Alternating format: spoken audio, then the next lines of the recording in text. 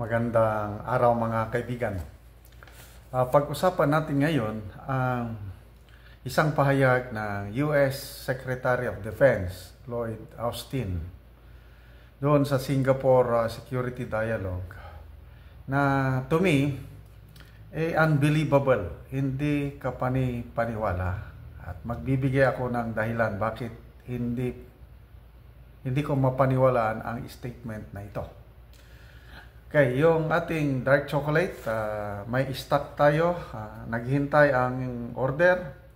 Dito lang kayo mag-contact, 0916-9000-997. Pwedeng ma-deliver sa LBC one day delivery.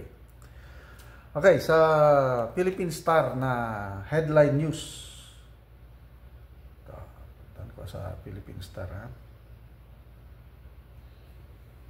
Today, sabi niya, US congratulates Philippines for eloquently expressing South China Sea position.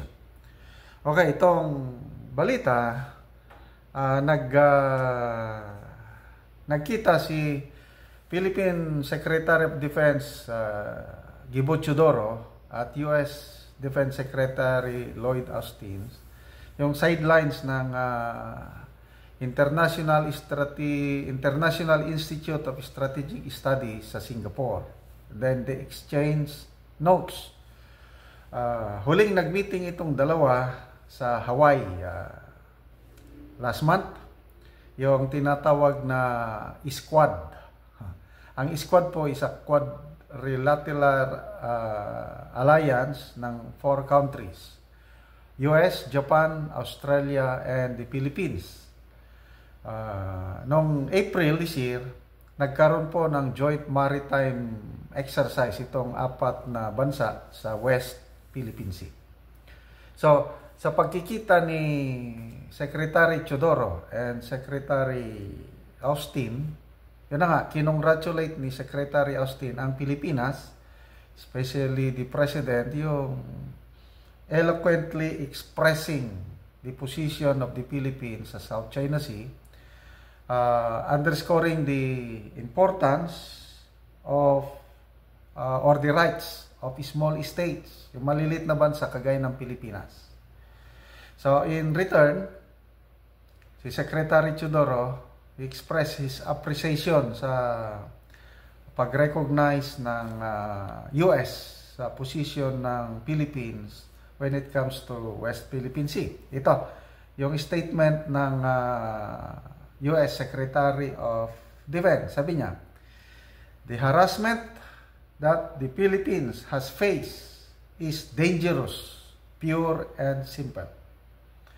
And we all share an interest in ensuring that the South China Sea or West Philippine Sea remains open and free.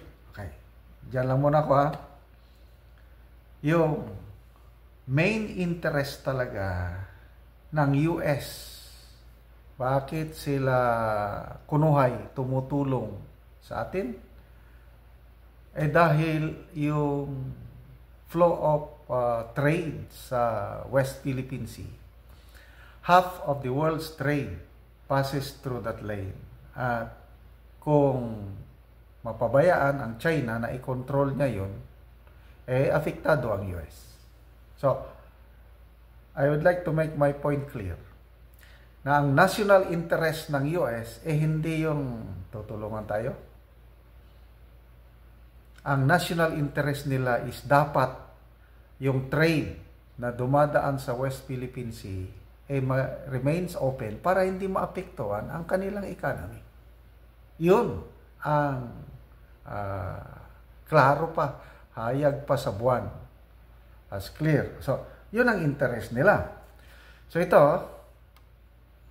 one sentence na medyo napailing na lang ako.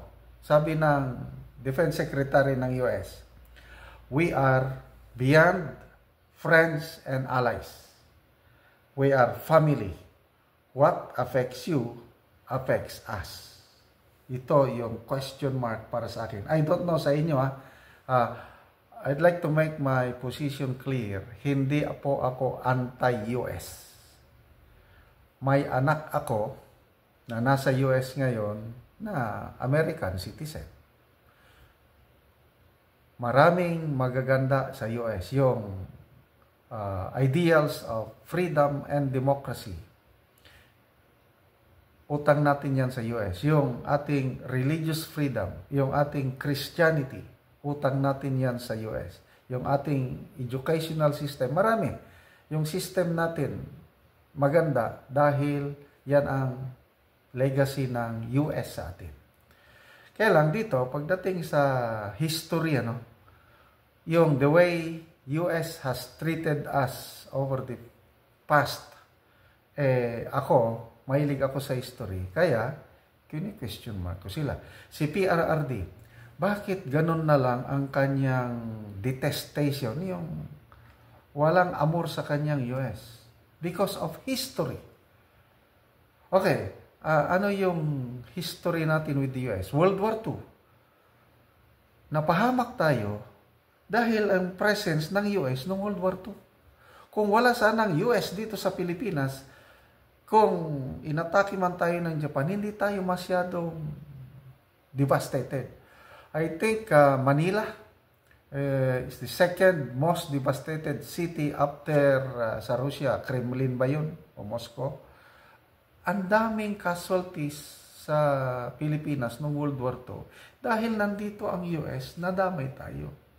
At ito, noong World War II, 5 years bago yung break ng World War II, alam na magkakagera. Kaya as early as 1935 dito sa atin, Philippine Commonwealth pa tayo noon, under pa tayo ng US, nagsimula na tayong nag-prepare for war. At promise ng US na tutulungan nila tayo. Okay, pumutok ang gera, December 8, 1941. Naghintay tayo ng suporta. Walang suporta na natanggap ng Pilipinas mula sa US noong early stages of World War II. Pinabayaan nila tayo. Kawawa ang mga Filipino-American forces under kay General Douglas MacArthur nung pumutok ng giyera. Palagi lang silang mag-promise, help is on the way. Help is on the way. Kaya lang nag-surrender na po ang Batanin Corridor, walang tulong na dumating. That's history. Merong kakaunting tulong na pinadala sana yung tinatawag na Pensacola Convoy. Umalis sa Hawaii. Nagbiyahe papuntang Australia. Then from Australia papunta na sana sa Pilipinas. Malaking bagay sana yun kung nakarating. Mga supplies ba? Firearms, ammunition, war materials. Nung yung Pensacola Convoy na yun, biyahe na papuntang Pilipinas, pinabalik. Hindi itinuloy. Yan po, history. Kaya, history is replete with examples na pagdating sa giyera, second priority lang tayo ng US. Kasi nung World War II, Europe first, Asia last. Okay? After the war, what happened? Yung USAFE, United States Armed Forces in the Far East, mga Pilipino, na lumaban in the name of the US government. Pagdating na after the war, hindi tayo ni-recognize. Kawawa ang mga Pilipino na lumaban dahil initsapwera ng US. Ganon po ang treatment nila sa atin. Mabuti na lang at merong Ferdinand Marcos Sr. na congressman pa siya, then naging senador, naging presidente, inilaban niya ang karapatan ng Filipino veterans. Kaya unti-unti ang ating mga veterans nakakuha what is rightfully theirs. Kaya ang iba naging US citizen, ang iba nakapunta sa US at dito na nanirahan. Kaya lang nung una, initsapwera tayo ng mga Amerikano. Ano pa? After the war, binigyan tayo kaagad ng independence. Halos pinabayaan na tayo. Sino ang binigyan nila ng tulong? Japan. yung kalaban ng US after the war, yun ang binuhusan nila ng tulong. Kaya, na-rebuild, mabilis na na-rebuild ang economy and everything Japan. Ngayon, ang Japan, prosperous na tayo, pinabayaan nila tayo. Something like that. Yun yung mga history natin na dapat huwag nating kalimutan at huwag tayong masyadong mapaniwala sa mga pangako ng US. Yung Mutual Defense Treaty na inaasahan natin. Mismo ang Pangulong Marcos Sr., hindi siya kontento noon. Noong panahon niya, ang dami niyang ginawa para maalis yung disadvantageous position ng Pilipinas sa Mutual Defense Treaty. At sinabi niya noong 1982 sa isang state visit niya sa US na while we are fighting in the Philippines, we are dying, you are still deliberating in your Congress. Yun po ang Mutual Defense Treaty na ito ang sinasabi ng ating Pangulo na paniwalang-paniwala siya sa sinasabi ng US na ironclad commitment ng US tutulong sa Pilipinas kung magkagera. Sabi ng Pangulo, ang posisyon niya, the death of one Filipino, civilian man o sundalo sa West Philippine Sea, i-invoke natin ang ating Mutual Defense Treaty. Ang tanong, tutulungan ba tayo ng US? Makikipagyera ba sila over the death of a Filipino civilian or soldier? Nung tinanong ng media, itong si Secretary Austin sa Singapore, nabuking sila. Pataliwas yung sagot niya. Sabi niya, that will never happen. How sure na hindi mangyayari na mamatayan tayo ng Pilipino? Ang ganda sana kung ang sagot niya, yes, pag namatayan ng Pilipino dyan sa West Philippine Sea, tutulungan namin kayo, will declare war, will ask Congress to declare war. Wala. Kasi ang national interest ng US po, hindi yung talagang tutulungan tayo, kundi yung interest nila is makabiyahe lang, mag-flow yung trade and commerce sa West Philippine Sea para hindi maapektuhan sila. Kung talagang family tayo, kung talagang friends tayo, allies tayo, bakit hindi man lang tayo binigyan ng foreign military assistance? Yung bagong approved na